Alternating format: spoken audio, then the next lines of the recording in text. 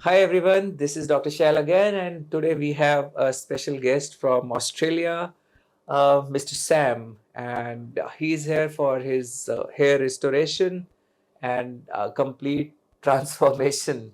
Let's ask this from Mr. Sam himself, how he got to know about us and what brought him here. Thank you, Dr. Gupta. An absolute pleasure to be here. I'm so glad that at long last, I was able to make it all the way through from Sydney to your oasis. This I just want to start with with the infrastructure and with the setting that doctor has. Yes, he's a surgeon. He's got to have all those the medical equipment and so forth. But I in particular want to speak about the vibe. The moment you enter the premises, you can feel that this doctor is distinct. He's unique in his own ways, and some of those being, the touch of, nature, the touch of empathy, the touch of, all these other good interior, the calming vibes and everything. So that sort of, puts your mind and your nerves at a lot of ease. So that's my instant gut feeling and my observation.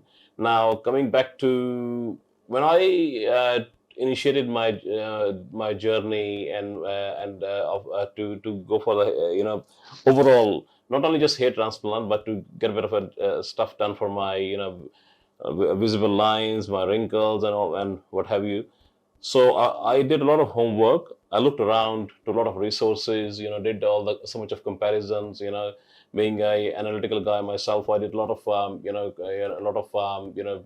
digging around. There are places available. I spoke to many people within India itself, in Chandigarh, in Delhi, and and so on and so forth. But Dr. Gupta is distinct.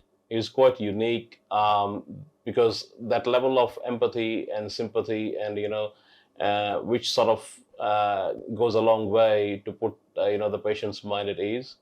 I think he's not only think, I'm quite certain that he's solely dedicated to the profession, and the testament of this is the plethora of videos and resources that he's compiled and put on the YouTube and other channels.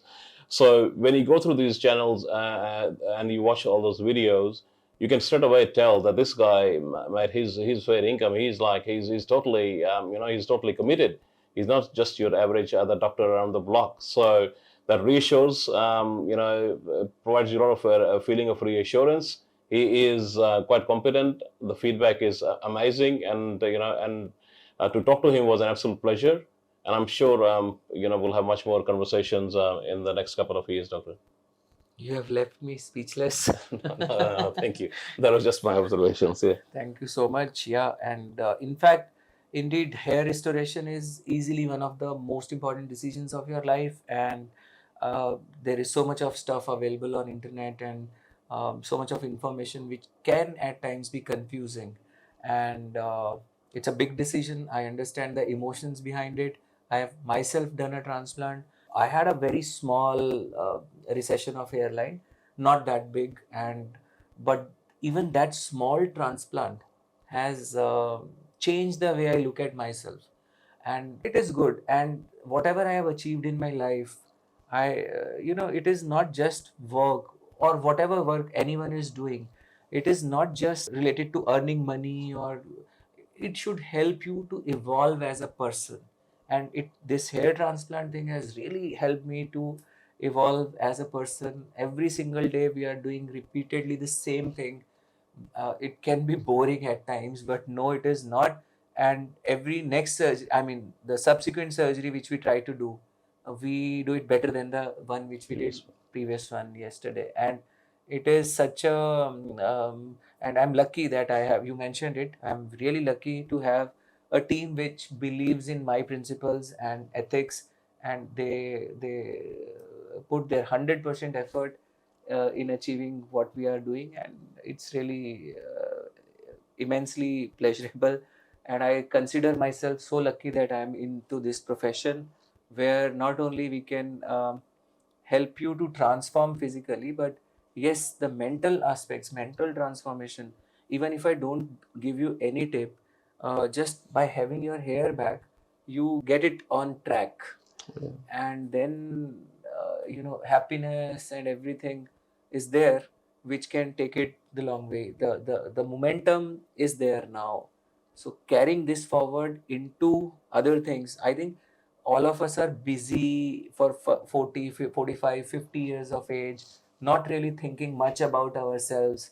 And when you start thinking about yourself, maybe this could just be the first step in this journey of self love. Yeah, look, I'll say that pretty much you already have an encyclopedia of every single thing that is required for the end-to-end process. But obviously, coming here, seeing you and your staff and and your setup in person, that was a huge relief, and that sort of reinforced everything that was depicted in these videos and so forth. Um, Staff again goes out of the way. And like I said to you, whether it's a doctor or a businessman or anybody, they can be only as good as their staff. So you're quite fortunate in the right selection of the right people. That's a good thing. I did have quite a few other questions as well because I couldn't ask those questions being busy myself, and obviously you are so busy as well.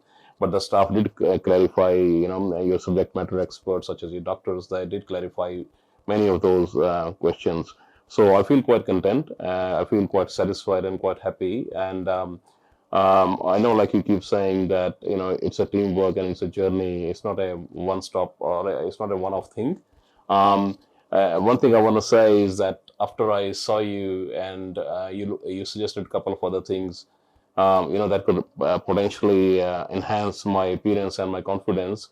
That was kind of like a moment for me to self reflect and think that, oh God, I've been just working and doing other chores for so many years and I never spent my time to look at myself. So, and one of the quotations that you have, that you got to love yourself as well. So thank you so much for the ambience, for the support, and for everything else. And I'm pretty sure that this is just the beginning, not the end. Yes. So, as hair transplant is a journey, life is also a journey, and we should not really worry about the destination. It is the journey which is more important, and the pleasure is in journey itself, and that's how life goes. So, really happy to have you here, and tomorrow we are going to operate you. It would be a 2 day surgery. Then we are doing a combination of FUT and FUE. So, how excited are you about it? Now, you have been waiting for this, I guess, for almost an year or so. Look, I've been waiting for it for a long time, around 10 years or more. But just that, having young children, having work commitments, and I just never had a chance to think about or to prioritize this, But enough was enough, and one day I said, no. And when I found you and the right, being the right person, but making a decision just became much more quicker for me and easier for me. So I'm looking forward. Doctor, one thing that I think we should clarify for our audience is that I spoke to a couple of other doctors and they're heavily against FUT. I mean, straight off the bat, I realized that FUE is easy, and FUT, because requires much more resources. You need a team of technicians to dice and slice the tissue. So there's a lot of negative hatred, and what people are trying to do is, other doctors, they're saying, oh, it's an old school, it's this, a lot of hair go wasted, there are some hair in the dormant phase or something when you slice. So I think, if you don't mind, I would like you to spend a couple of minutes to talk about FUT, because I think, and in all honesty, this is another big center that has branches back in Australia as well. Um, their commitment, they were offering to go for 5,000 grafts just by FUE. And if I had not used my instincts and my brain, I would have fallen a prey to that. You're going to butcher my entire donor area, and what am I going to do later? I mean, I'm one of those lucky ones who has quite a dense, donor side. But then it is my donor. I mean, it is priceless for me. Exactly. So please, if you don't mind, Yes. Let's throw some light on this negativity of FUT, Yeah. and why, and especially why are other surgeons criticizing this approach? Okay, see, when I started my journey 20 years back, there was only FUT. And FUT, I was just now, I was remembering those days when we started doing it, it was tough, really tough. And still I'm learning. 20 years down the line, still I'm learning. But yes, it is a difficult art to learn. You got to have those surgical skills. Looking at the commercial aspect, suppose I need a team of around 8 to 10 trained technicians who are doing FUT. Now, if I train them for FUE, I can split them into 4 or 5 teams and get done 4 or 5 FUE surgeries in a single day. So that is again difficult. Now, FUT surgeon has to get involved. So I'll be taking out the strip and everything. Now, if FUE is there, then I can ask my technicians to take the grafts out. And so FUT is more skillful surgery, needs more investment in terms of time, human resources, as well as the equipments. So FUT is not an outdated technique. It is rather uh, the most advanced technique. In fact, FUE was earlier also in picture when the punch size was slightly bigger. So they used to do punch grafting. Then this FUT, follicular unit transplant, came into picture. Then the punch size got reduced, and we know this by FUE. Now people are selling FUE by different names also. They are, someone calls it direct implant, DHI and all that. Yeah. DHIT, imperfect, perfect, so many names, but it is all the same thing. Now, most important here is you have almost 70,000 hair which are present in the bald area. Now, 30%, 30,000 hair are present in the donor area in this portion. When I am doing FUE, I create gaps because I can choose one out of three. One out of three. When I am doing FUT, I cut the strip because of good elasticity of skin. Sometimes we are able to cut the strip 3 times. I mean, subsequently, three surgeries. That means FUT gives me access to such a big area where one surgery, second surgery, and third surgery, I can take all of them out, and still you have the remaining donor area absolutely untouched. That means no reduction in density at all if I don't do FUE, just 3 FUTs. While on the other hand, what will happen, I cannot take all of them out through FUE, otherwise it will create this big gap. Secondly, if I do one FUE and I try to repeat it from the same donor zone, the biggest problem there is the graft, because of fibrosis, the exit angle remains same, but the inside, the angle of hair root changes because of fibrosis. It gets pulled, and we don't know which side it will get pulled. So you put the punch. FUE is a blind procedure. We cannot see. Second, FUT is shear waste. I mean, in most of the cases, the graft transaction is highly unacceptable. Second, FUE. So these are the reasons why FUT is not in demand these days. People who were actually doing FUT because of ease, comfort, and commercial reasons, they have stopped doing it.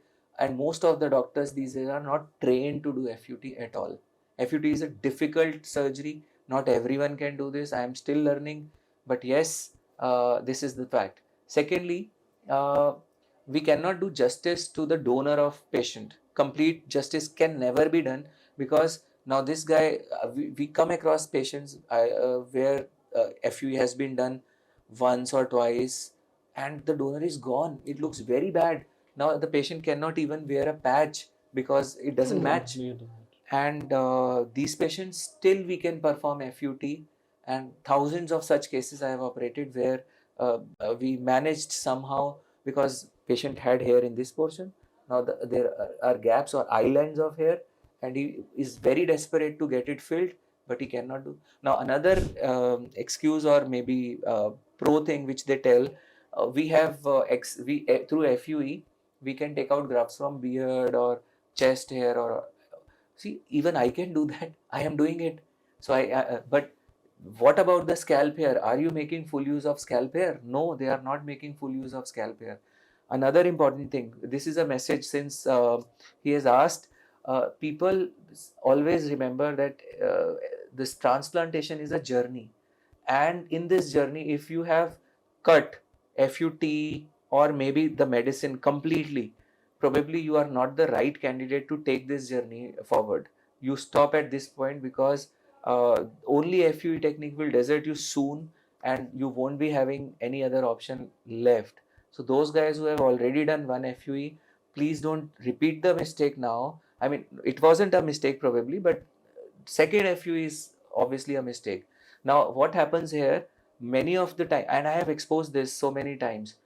Do you know the medicine finasteride? It is a magical medicine. It grows back hair in some to such extent. Sometimes it looks even better than a transplant. And what finasteride can feel, I cannot feel as a surgeon. I can never feel as a surgeon. When you see cases of grade 6 or grade 7 who are completely full, समझो दाल में काला है, बल्कि मैं बोलूँगा दाल ही काली है. As a combined surgeon, FUT and FUE, I have never been able to fill grade 7 completely without help of high doses of finasteride. By high doses, I am telling you 1 mg per day. Though it is FDA approved dosage 1 mg per day, but we have seen that people respond to very small doses, 1.5 mg or 2 mg per week, and they do, I mean, they do respond pretty well.